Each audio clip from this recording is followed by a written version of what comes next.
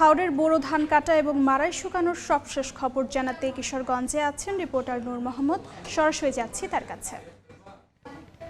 গত কয়েকদিন ধরে ছিল রোদ বৃষ্টির খেলা। এই বৃষ্টি তো এই রোদ, তবে গতকাল থেকে রোদের দেখা মিলেছে এবং আজকে সকাল থেকে প্রখর রোদ। আর রোদের মধ্যে আমরা হাওরে দেখেছি কৃষকদের মধ্যে অনেকটা স্বস্তি ফিরে এসেছে। তারা উৎসবের আমেজে হাওরে ধান কাটছেন। আমরা এখন যেখানে আছি কিশোরগঞ্জের নেকলি উপজেলার যে বড় হাওর, এই বড় হাওর এবং নন হাওরের 5টি উপজেলা নিয়ে এই হাওরের দেখা যাচ্ছে যে জলাবদ্ধ জমি থেকে কৃষকরা ধান কেটে এনে এই যে খলাটি আছে এই খলাতে শুকাচ্ছেন। দেখা যাচ্ছে আসলে একটা মনে হয় যে কর্মযজ্ঞ।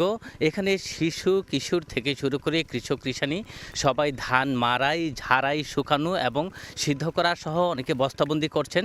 তবে কৃষকরা যেটি বলছেন যে যদি এরকম রোদটি কয়েকদিন পাওয়া যায় তাহলে আসলে তাদের জন্য স্বস্তিকর হবে এবং ধান কাটা ভালোই ধানগুলা কেটে এবং শুকিয়ে তারা ঘরে নিতে পারবেন এবং তারা সরকারি মূল্যে ভালো দামে ধান বিক্রি করতে পারবেন, এমনটিও প্রত্যাশা করছেন তারা।